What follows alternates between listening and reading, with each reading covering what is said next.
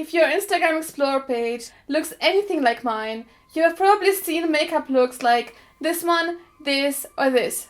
I absolutely admire the skill of all these makeup artists. And even though my own makeup skills consist of smearing a colorful mess on my face, I still felt inspired to recreate this look.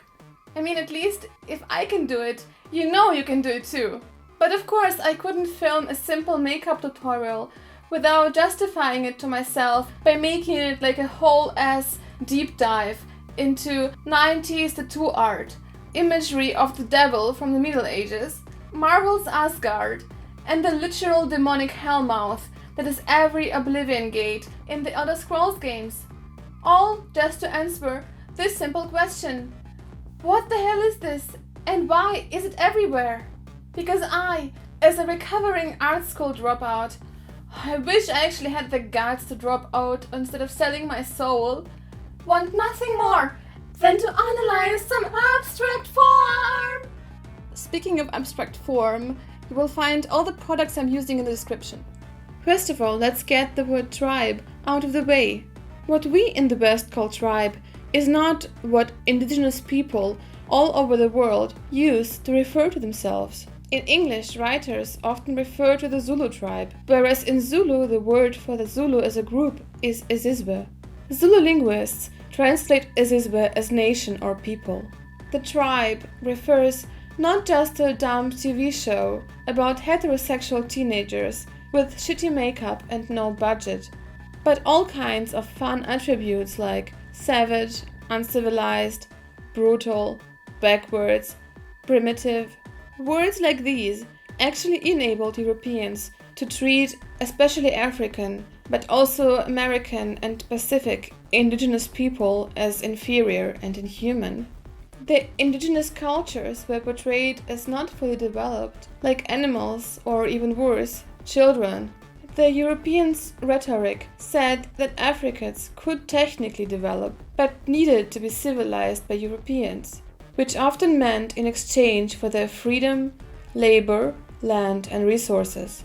Indigenous communities have of course been around for thousands of years and didn't need any developing. Indigenous cultures are as varied as they are complex. They cannot be summarized under one category at all, let alone trying to say that they're somehow less than. But that's exactly what tribe does, because all it does is create this imagery of Stone Age, anti-modern, half-naked kids running around naked in the woods and starving to death because they can't work, instead of the reality of wealth and abundance of indigenous life before its development. So let's talk about so-called tribal tattoos. What we all think about when we hear the word tribal is probably this, right? I was really trying to find out where this exact style originated from, but it does not closely resemble any traditional tattoo practice I could find, which made me think that it's pretty much a new creation by Western tattoo artists inspired by different traditional tattoo styles from the Pacific region. It all begins with the tale of Don Ed Hardy, who traveled to the Philippines by boat to meet the last Kalinga tattoo artist Wang Od. He has been her apprentice for 7 years, but promised never to replicate her sacred line work. Nevertheless, the experience led him to develop his own style of... No, this was completely made up. Ed Hardy has probably never even been to the Philippines. And here is Greg Coults saying, I was watching this National Geographic show, Circle of Fire, where these two British guys went down through Indonesia. And I just saw the people in the Dayak area of Borneo just did these designs on just about everything they have, boats, shields, walls. And I kind of changed it a little bit, but, I just really think it's cool. And here is Leo Zulueta. In studying several books on tattooing, I came across the Borneo style of tattoos that are the solid black, graphic-oriented tattooing, and that really did it for me. But wasn't tattooing itself brought to Europe from Polynesia? Well, this amazingly cool-looking history scholar named Dr. Friedman wrote a 513-page dissertation about why this is wrong. And no, I did not read her dissertation. But I did read some articles on her blog, and what she's saying is basically that tattoos were done in Europe as well as in most other parts of the world long before the fun discovery trips of gentlemen like James Cook. The word tattoo may originate from the Haitian word tatau, but the practice itself existed long before it was called tattooing. In earlier European texts, there are lots of mentions of permanent stains, paintings, black marks, or even embroideries on the skin. So was there no direct influence of Melanesian, Micronesian and Polynesian tattoos on Europeans? There was, but way more transgressive than some hipsters from the 80s could ever imagine. Dr. Friedman has done a lot of research about European expatriates, ex-sailors, who abandoned their civilizing missions to live in peace and harmony with indigenous locals. And they did get traditional tattoos from the cultures with whom they did develop deep connections, a transformative process shown through their body mods. It's just that sadly they were not the ones who started tattooing neotribals. It was some dudes who watched National Geographic in the 80s. This tattoo style became super popular in the 90s and finally culminated in the infamous tramp stamp. Wait, which era did we decide to bring back now in 2020 and 2021? Right, and with it came neotribals, and they came back full force. This time around, not just as tattoos, but everywhere. On pants, shirts, key rings, tote bags, shoe soles, and yes, makeup styles. But these neotribals are very rarely actually called tribals. Well, luckily I have to say. If you now Google tribal, you will find a lot of this, which is not at all less problematic. But the former neotribals now come with hashtags like cyber or Y2K. And they look pretty different from 90s neo-tribal tattoos and really different from traditional Pacific tattoo art. They resemble thorns, flames and horns and somehow just look evil and demonic. But why do we demonize the same tribal people we take inspiration from? First of all, yes. I honestly don't think that it's just some prehistorical instinct making us wary of those dark, twisted shapes in the darkness. I think it's Satan himself, a black creature with horns, leathery wings, and a spiky tail. Its portrayal kept its animal-like attributes through the Middle Ages, the Gothic Renaissance, and now we've got Maleficent and Loki sporting similar wings and horns. Immorality, disloyalty, and the pursuit of pleasure have been tied together by these dark figures since the emergence of Christianity.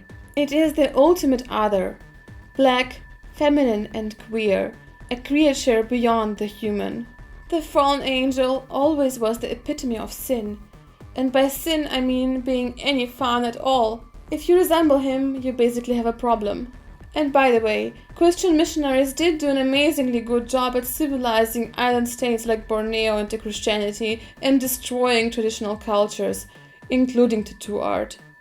In popular media, the realm of the other is a hellish alien landscape with a spiky gate or portal gaping its blood-red mouth and dark towers hovering in the overcast sky. Isn't this hellscape becoming more and more familiar in our post-apocalyptic present?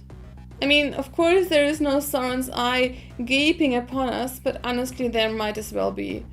The late 90s were obsessed with a positive image of technology and cyberware, but the new tribals that are returning now are not genuine marks of this post-primitive and very naive hope. I really do not sympathize with any pseudo-ecological, back to the Stone Age mindset. Everyone who wants to go back to pre-civilization just wants everyone with poor eyesight, poor teeth, and a perspective to birth a child to just die. Merging this with technology just calls for the survival of the fittest, cyborg edition. The no longer permanent neotribals are artifacts of a misguided attempt to unite the imaginary shamanistic world of the past that never was and a digital future that never became real. The symbols were never tribal, always toxic.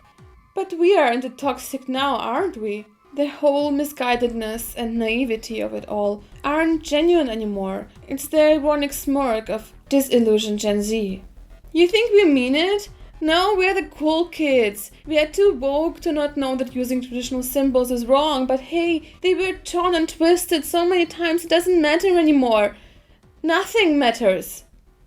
Or it begins to matter only to the insider, one who has undergone initiation into the dark and abstract, the death metal subculture of alienation that is hostile to outsiders, with unreadable logos like this one, this, or this one.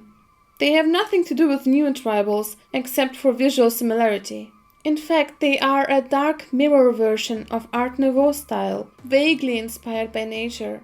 Tree branches, vines, and insect limbs.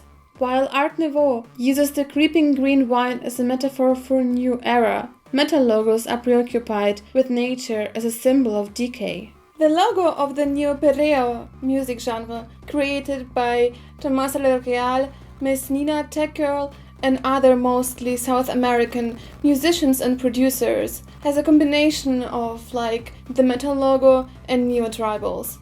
Counterculture, with this dark digital aesthetic, is really drawn to these blade-like shapes.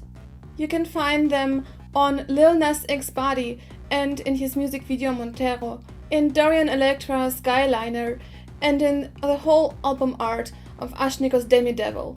Neotribal has been a word born out of the unreflecting 80s, but what would we call them now? Cyberblades, Sponzies, Toxicats, Devil Wings, Demo Waves, Thornies, Hornies, Spikies? Please write your ideas in the comments.